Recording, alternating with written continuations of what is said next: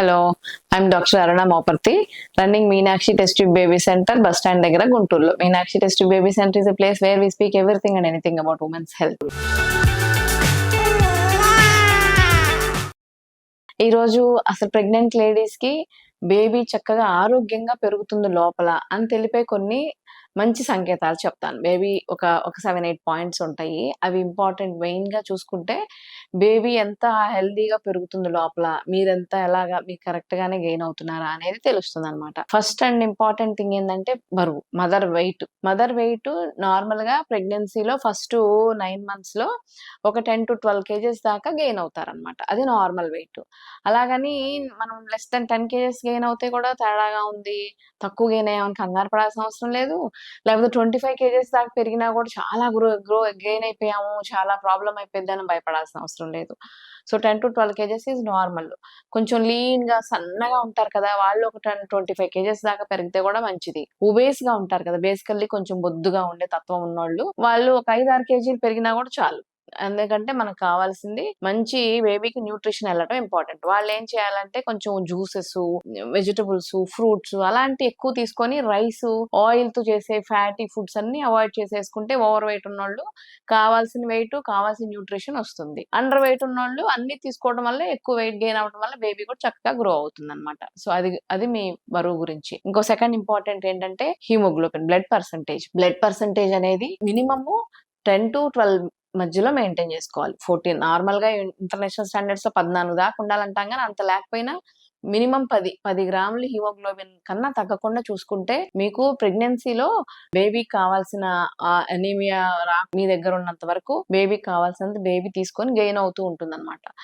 మీ దగ్గర కూడా బాగా తగ్గిపోయి ఒక 7-8 హెచ్బి అట్లా వచ్చేసింది అనుకోండి, బేబీకి కావాల్సిన న్యూట్రిషన్ దానికి కావాల్సింది వెళ్ళదు. అప్పుడు ఏమవుతుంది, బేబీ కూడా స్లోగా చిన్నగా అయిపోయి యూజిఆర్ అంటాం అనమాట, అలా వచ్చేస్తుంది. బేబీ గ్రోత్ తగ్గిపోతుంది. మీకు కూడా మామూలుగా నార్మల్ డెలివరీ అయితే ఒక 1/2 లీటర్ దాకా బ్లడ్ పోతుంది అనమాట డెలివరీ టైంలో. సిజేరియన్ అయితే ఒక 750 grams 1 లీటర్ దాకా పోతుంది. సో అది న్యాచురల్ గా మనం ఎంత జాగ్రత్తగా చేసినా కూడా అంత మినిమం బ్లడ్ లాస్ ఉంటుంది డ్యూరింగ్ డెలివరీ. మనకు కావాల్సినంత బ్లడ్ మన బాడీలో స్టేబుల్ గా ఉంటేనే మనం పోయినా కూడా మన బాడీ విత్ స్టాండ్ అయ్యి మనకి ఏం ప్రమాదం జరగకుండా ఉంటుంది అనమాట. అందుకని బ్లడ్ పర్సంటేజ్ బాగా second important thing. Third important thing ఏంటంటే బేబీ ఎలా గ్రో అవుతుంది అనేది స్కానింగ్ లో తెలుస్తుంది మనకి. స్కానింగ్ ఎప్పుడు చేస్తామంటే ఫస్ట్ స్కాన్ 7-8 వీక్స్ అప్పుడు చూసుకుంటాం. 2 నెలలు నిండబోయేటప్పుడు చూసుకొని అసలు బేబీ బాగా ఉందా, హార్ట్ బీట్ బాగుందా, దానికి ఏమైనా ట్యూబుల్లో ప్రెగ్నెన్సీ కానీ పక్కన ఎక్కడన్నా ఉందా అనేది చెక్ చేసుకుంటాం. అది important scan. Second important scan 3వ నెల నిండేటప్పుడు ఎన్టీ స్కాన్ అంటాము. చిన్న చిన్న న్యూరల్ ట్యూబ్ డిఫెక్ట్స్ ఏమన్నా వచ్చే అవకాశం ఉంటే కూడా ఆ స్కాన్ లో తెలుస్తుంది. 3వ స్కాన్ ఎప్పుడు చేస్తామంటే 6th మంత్ ప్రెగ్నెన్సీ అప్పుడు టిఫా స్కానింగ్ అని చేస్తాం. అప్పుడు మన బేబీకి లోపల తయారయ్యే అవయవాలన్నీ కరెక్ట్ గా తయారవుతున్నాయా, ఏమైనా తేడా ఉన్నాయని తెలుస్తుంది. 4th స్కాన్ 8th మంత్ మధ్యలో అట్లా చేస్తాం. అప్పుడు బేబీ గ్రోత్ ఎలా ఉంది, ఉమ్మనీళ్ళు సరిపోని ఉంటున్నాయా, బేబీకి రక్తం సరఫరా అందటానికి డాప్లర్ స్కాన్లను చేస్తాం. అందులో డాప్లర్స్ లో బేబీ బ్లడ్ ఫ్లో సరిగ్గా సక్రమంగా అందుతుందా లేదా అనేది తెలుస్తుంది. సో మన బేబీ గ్రో అవుతుందా లేదా తెలిసేది స్కానింగ్. ఈ 4 సార్లు స్కానింగ్ అందరికి మస్ట్ అనమాట. ఆ తర్వాత 4th ఇంపార్టెంట్ పాయింట్ ఏంటంటే మన బేబీ గ్రోత్ గురించి డాక్టర్ దగ్గరికి వెళ్ళినప్పుడు మీ అబ్డామెన్ చూస్తాం మేము. మాకు ఈ వారానికి ఎంత సైజు ఉండాలి, ఈ వారానికి ఎంత సైజు ఉండాలి అనేది తెలుస్తుంది అనమాట. సో మీ అబ్డామెన్ సైజు చాలా చిన్నగా ఉందండి నా పొట్ట, అసలు నీకు ప్రెగ్నెన్సీ బేబీ పెరుగుతుందా, వీళ్ళు కనపడతలేదు అంటున్నారు మా ఇంట్లో వాళ్ళు అని కంగారు పడుతూ ఉంటారు లేడీస్, గర్భిణీ స్త్రీలు.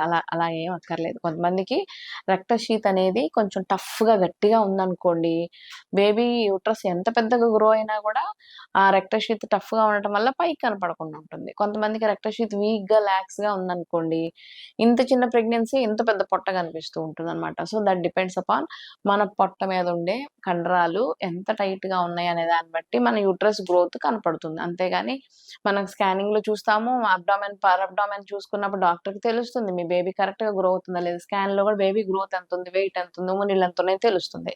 సో పొట్టను చూసుకొని భయపడాల్సిన అవసరం లేదు. పొట్ట గ్రోత్ చూస్తే మీకు కూడా అర్థమవుతుంది, ధైర్యంగా ఉండొచ్చు.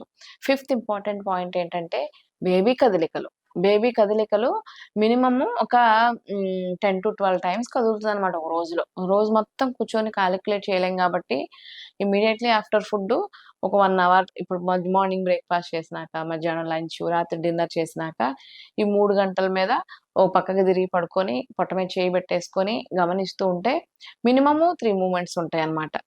Immediately after food. సో, ఈ 3 అవర్స్ కౌంట్ చేసుకుంటే బేబీ కదలికలు ఎన్నున్నాయి ఈ రోజులో అనేది అర్థమవుతుంది. సో, అది బాగుంది అనుకుంటే మన బేబీ బాగా గ్రో అవుతుందని అర్థం. ఇంకా ఇంపార్టెంట్ ఏంటంటే ఇన్ఫెక్షన్స్ ఏమి రాకుండా చూసుకోవాలి. ఇన్ఫెక్షన్స్ యూరిన్‌లో ఏమన్నా ఫ్రీక్వెంట్‌గా మాటి మాటికి యూరిన్ ఇన్ఫెక్షన్స్, వెజైనల్ ఇన్ఫెక్షన్స్ వచ్చి వైట్ డిశ్చార్జ్ అవుతున్నాయనుకోండి, ఆ ఇన్ఫెక్షన్ ఉమ్మనీళ్ళు బ్యాగ్‌కి, ఉమ్మనీళ్ళలోకి లోపలున్న బేబీకి కూడా స్ప్రెడ్ అయ్యి ఆళ్ళకి కొంచెం ఇన్ఫెక్షన్స్ ఉమ్మనీళ్ళు పడిపోవడం గానీ, ఎర్లీగా ముందే డెలివరీ అవ్వడం బేబీకి కొంచెం ఇబ్బంది పెడుతుందనమాట.